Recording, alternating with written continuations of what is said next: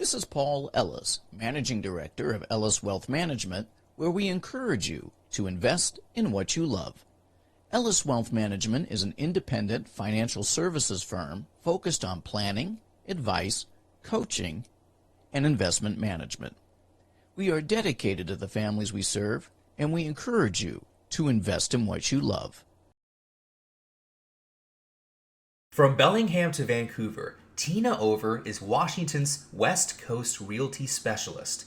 When it comes to selling your old home, purchasing your forever home, or making sound investment property decisions, call 425-343-2410 to put Tina's extensive regional knowledge and top-notch team to work for you and your family.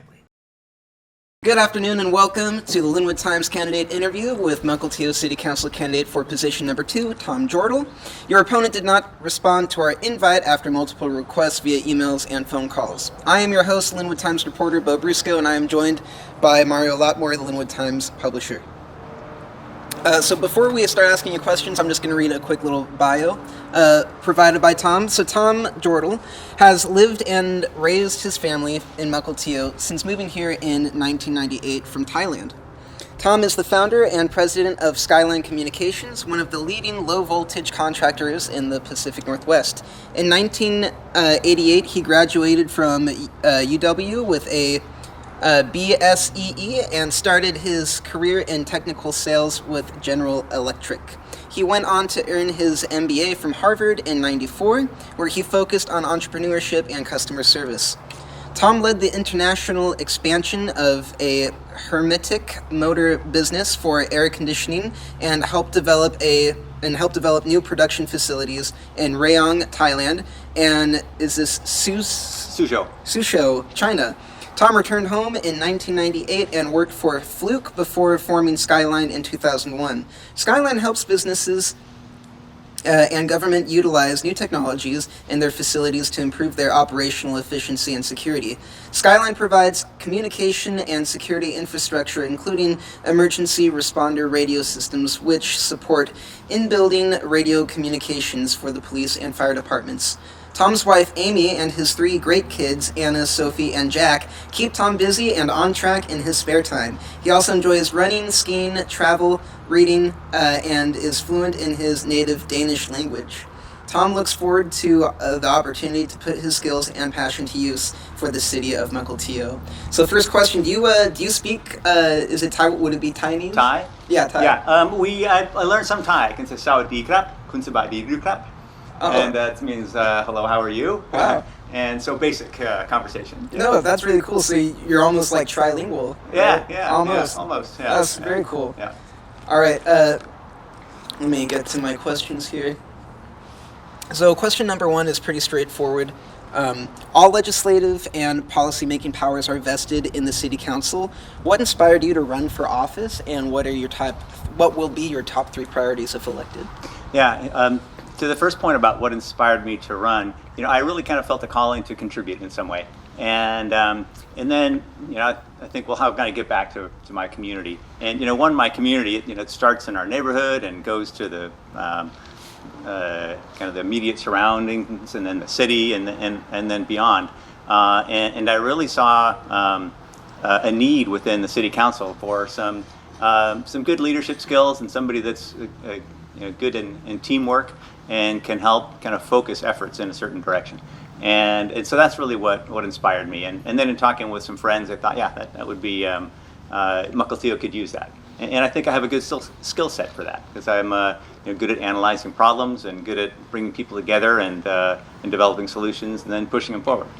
And then about top priorities, it was kind of the second part of that.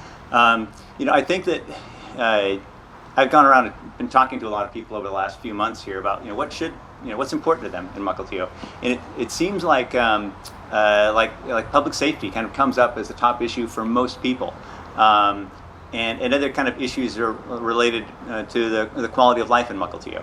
But I think that almost everybody I've talked to wants to make sure that we have a police force that is well funded and kind of looks out for our needs. That homeless people are taken care of so that they're not a danger to themselves and to the community, Also, traffic is also related to public safety, and I think I was talking with some people about traffic on the speedway, and sometimes it's kind of dangerous because people just go too fast. So those are public safety would have to be my number one issue. Yeah. And then there's a lot of facets to that.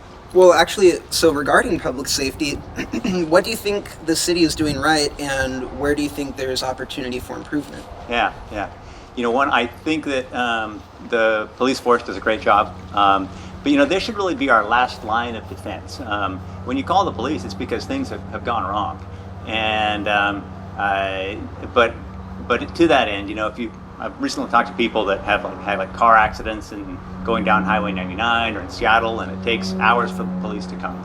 In Mukilteo, it takes about 2 or 3 minutes, and so that part goes really well. And I think also we have this emerging homeless problem, which I think so far we're doing a pretty good job on, but I think that we need more of a holistic approach to it, because right now, we have probably 2 or 3 permanent Mukilteo homeless people, and then there are other people that kind of come in for a while. They're transients that might come in, and there are probably another 4 or 5 of those over the past summer. And one of the problems is that they might come in to a church or for help, or maybe they just come camp in an area, and then somebody might call the police and say, these guys need to do something about this, and then the police does a good job, and they might get handed over to a social worker with the county, but they kind of get bounced around. So I think if we had more of a playbook to address that would help us. Yeah, definitely.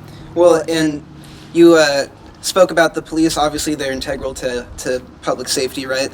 But we do have a specific question regarding some legislation that's been passed recently in Washington.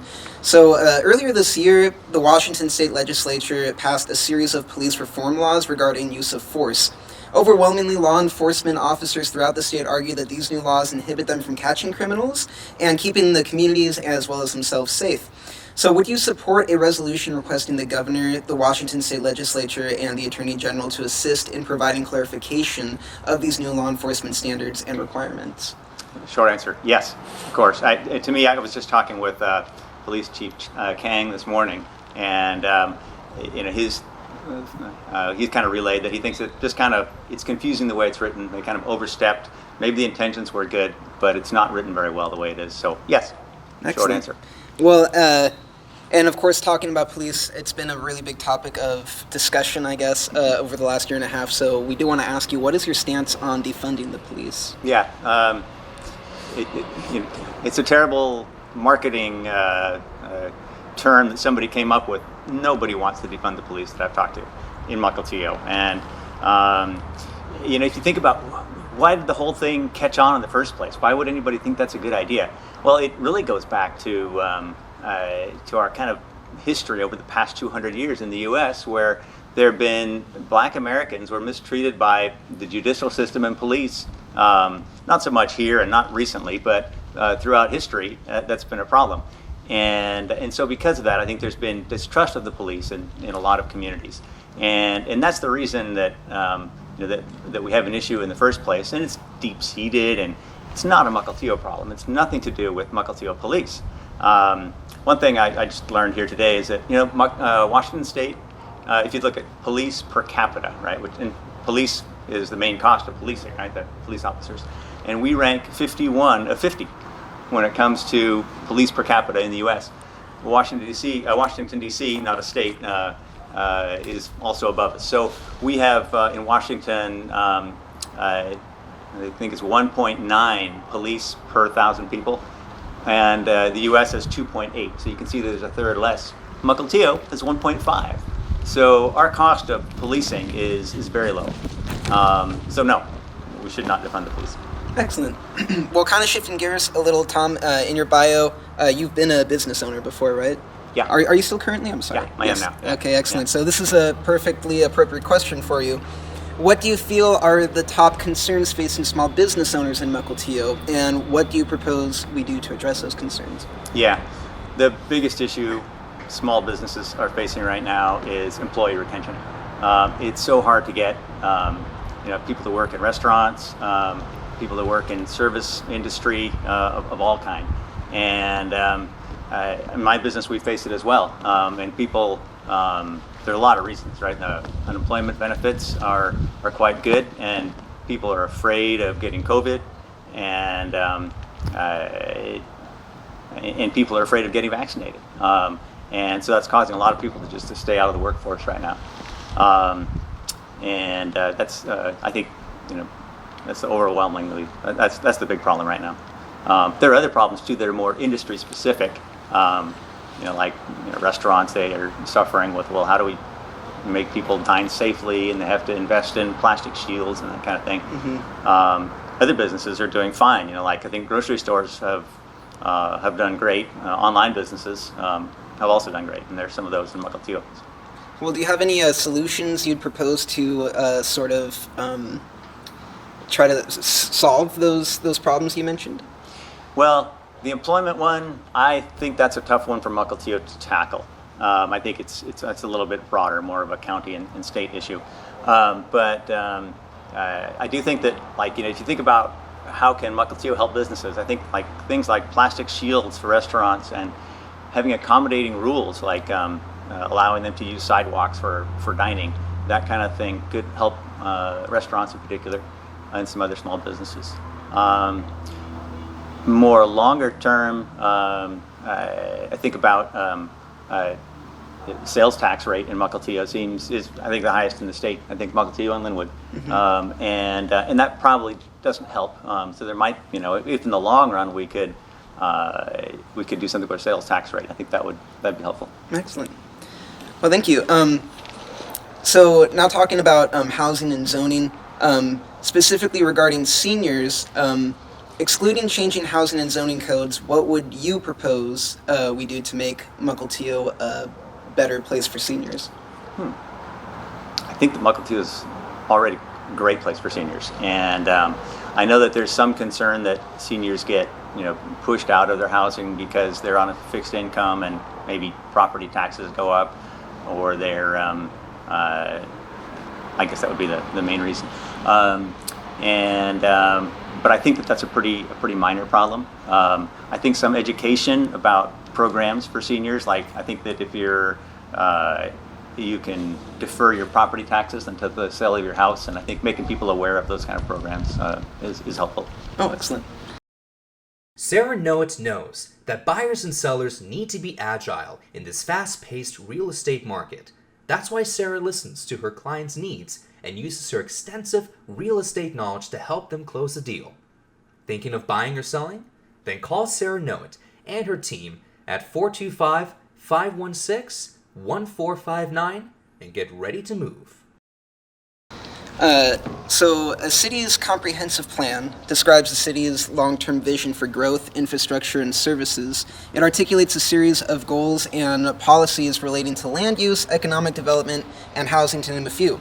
In 2015, Mukilteo's award-winning comprehensive plan shifted from managing growth to sustaining redevelopment because there is very little undeveloped land left in the city. So what updates would you support for the annual docket process of the comprehensive plan over the next 4 years, and why? Yeah, your questionnaire prompted me to go read it, and it's 182 pages long, and there's an awful lot of good information in there and a lot of good suggestions. I picked out a couple things. One, in the vehicular traffic section, TR4, talks about what we should do for cars. And I think we need some electric charging stations. I think that, if you look at 2035, I think that most of the major U.S. producers are mainly going to be making electric vehicles. So I think that we ought to plan for that. And secondly, the whole affordable housing section could be more concise. If you read through it, there's about 3 pages in there on it. And basically what it boils down to is that housing is difficult to afford for people that don't make a lot of money. And I think that's kind of a nonsense statement. Or it's true, but it's not helpful. And that's the case everywhere. You can't go to any town in any country in the world where that's not true. And so I think that you might be able to make something more useful in that section. And I think that really, part of the problem there is addressing why do people have such low incomes, and there are a lot of reasons. But I think helping those people in some other ways might be smarter than trying to make houses affordable, because I think that we want to use market forces to the degree possible, and so I don't think that trying to lower housing prices in Mukilteo is viable. Interesting. Thank you. So this next question, it's a hypothetical question, but we just kind of want to get an idea of your thought process and kind of like your priorities. Yeah. So if someone were to come to you with a proposal to build a new piece of public infrastructure in our city, whether it be a bridge or a new road, how would you evaluate whether that project would be worth implementing? Right. I think in these kind of things, it's having the right questions is the key. And so, one, I would ask, why should this be done? Is it necessary, or is it nice? And what are the benefits to the community, and who in particular benefits? Because most projects, they're going to benefit some group of people more than others. And then I think that needs to be taken into consideration. And then, of course, what does it cost? Some things don't cost very much, and so they're easier to say yes to. And other things cost a whole lot, and then I would think those need a lot more scrutiny. And then I would, ask, does the community as a whole want it, and what are the downsides?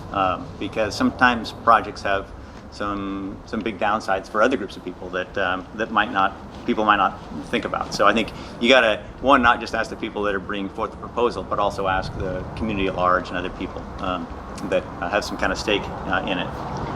And then I think that it's important that we have a vision for the city, and it's outlined in our kind of comprehensive plan. But I want to make sure that proposals that are brought forth, that they're in line with the overall vision of the city. Much like when you have a company like I've run for 20 years now, we try to have all of our key initiatives take us in a consistent direction. And now there are times when you might say, we want to change the direction a little bit, but that has to be done thoughtfully and not just because somebody brings in a new idea. And then lastly, I would say I want to prioritize it among other projects.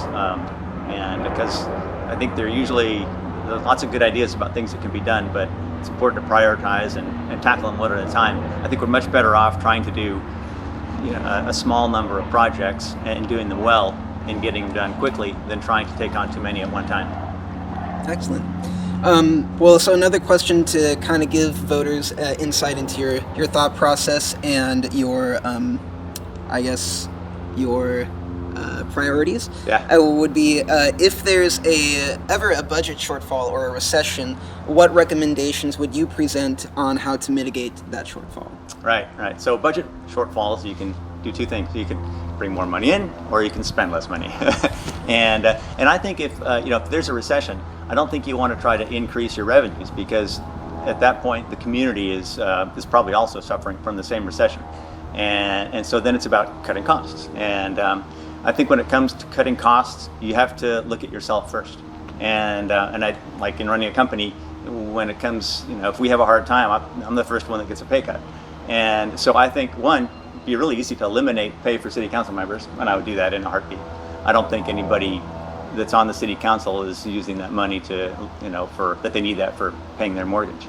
And then I would go, again, kind of staying close to home, I would cut administrative costs. And then I would, when it comes to administrative costs, I think, you have to be smart about it. And I think you need all kind of department managers to find areas where they can cut. And at first you cut things that don't hurt so much, and then after that you got to cut things that hurt more. Capital maintenance can be deferred to a degree, but you got to be careful not to go too hard on that, because then you might end up having some things that cost 10 times as much to fix as they do to maintain. Yeah. And then of course there's another big section of our spending is on the police force, and I think when you have a recession that you have to watch out for crime. So I would say, you can't say there's no cuts to police and fire, but I would try to protect those as much as possible, because I think you're going to need those. Yeah.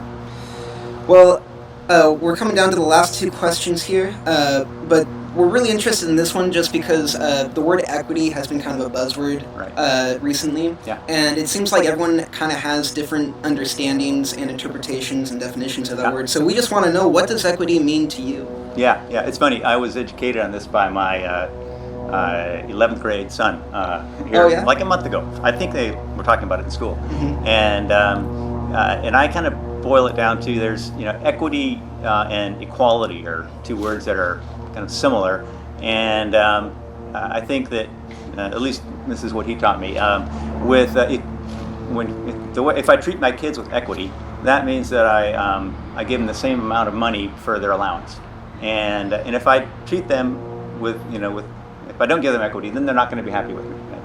And did I say that right? No, that's equality. I'm sorry.